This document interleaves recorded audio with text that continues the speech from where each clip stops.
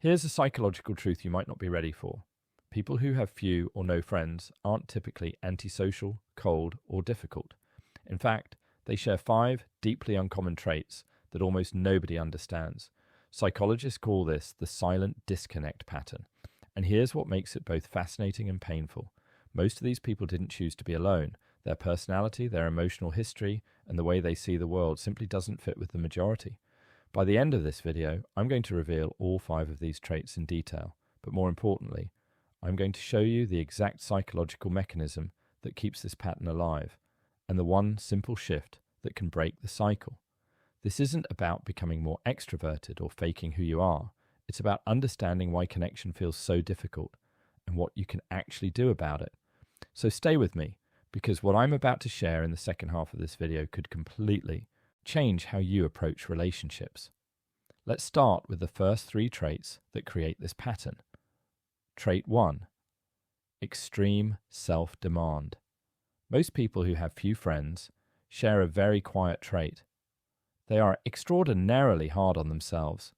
They don't just judge themselves, they punish themselves for every mistake, every awkward word, every moment when they felt they weren't enough.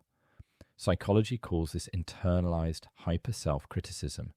It's like having an internal voice that constantly reminds you, be careful, don't make a fool of yourself, don't show too much, don't be a burden.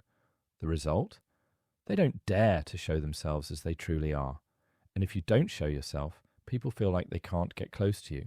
They sense a wall, even if you're trying to be friendly. This isn't about being cold or distant, it's about being terrified of being seen as inadequate. And that fear creates the very distance you're trying to avoid. Trait 2, hyper-independence. This trait usually forms in childhood or adolescence. When someone grows up having to do everything alone, they learn not to expect anything from anyone. It's the classic, I don't need help, I'm fine, I prefer to do it myself mentality. Psychology calls this extreme self-protection. And while it looks like strength, it's actually a survival mechanism. These people want connection, but their instinct is to pull away so they don't have to depend on anyone. The irony? Others interpret this as indifference or lack of interest.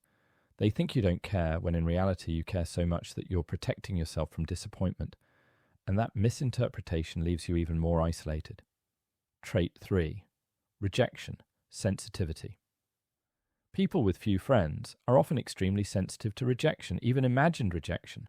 If someone doesn't text back quickly, they think they probably don't like me anymore.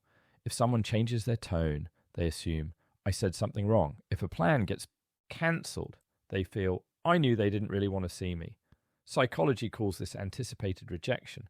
Your brain gets ahead of the pain to avoid it, but it ends up creating exactly what it was trying to prevent: distance. You pull back before you can get hurt, but in pulling back, you make the rejection real. It's a self-fulfilling prophecy that keeps you trapped in a cycle of loneliness. These 3 traits alone create a powerful barrier to connection. But there are 2 more that complete the picture, and they're even more important.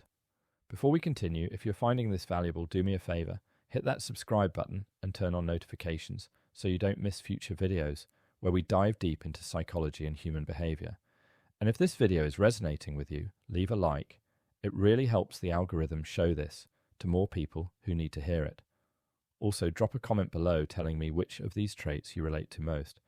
I read every single comment, and your insights help shape future content.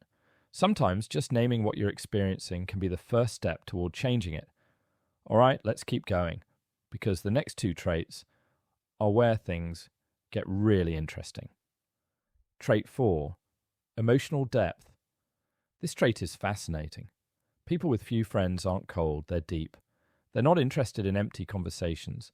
They don't enjoy superficial friendships. They don't want transactional relationships. When they connect, they do it with emotional intensity, with loyalty, with depth. The problem? Most people aren't used to connections that intense.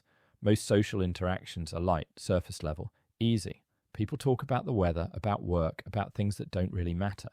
And when someone comes along who wants to talk about meaning, purpose, emotions, vulnerabilities, it can feel overwhelming to others.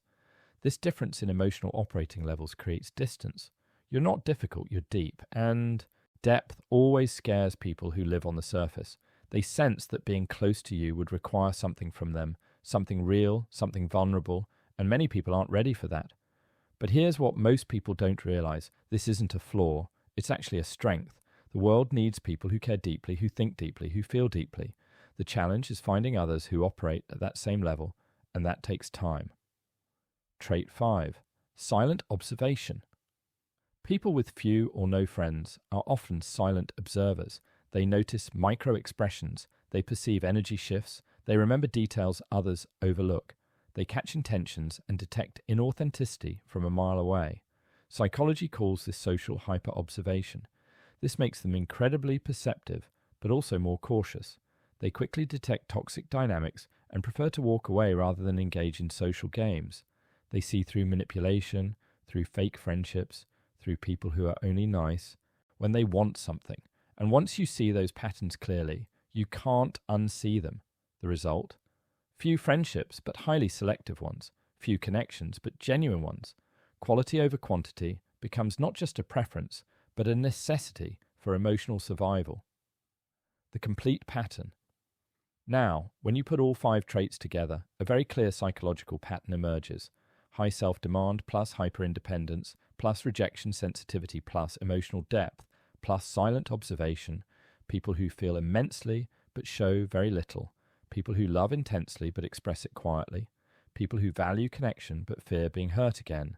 This pattern creates what psychologists call a self-reinforcing isolation loop. You want connection, but your protective mechanisms keep pushing it away. You crave understanding, but your fear of judgment keeps you hidden. You desire authentic relationships, but your sensitivity to rejection makes you withdraw at the first sign of potential pain. And here's the thing nobody tells you. This isn't your fault. These traits developed as adaptations to your experiences. They were survival mechanisms that helped you navigate difficult situations. The problem is, what once protected you is now limiting you, breaking the cycle, the one shift that changes everything. So how do you break this pattern? You don't need a radical transformation. You don't need to become a different person. You need what I call micro openings. Here's what that means in practice. Instead of waiting for the perfect moment to be vulnerable or the perfect person to trust, you start with something small. Share a random thought with someone. Mention a silly memory. Talk about something you find interesting, even if it seems trivial. Something that doesn't expose you too much, but lets people see a glimpse of your inner world. Because here's the truth about how real friendships form.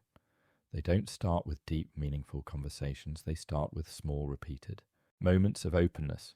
A joke here, a shared observation there, a moment of honesty about something minor. These micro openings create safety over time, and safety is what allows depth to develop naturally. Think of it like this.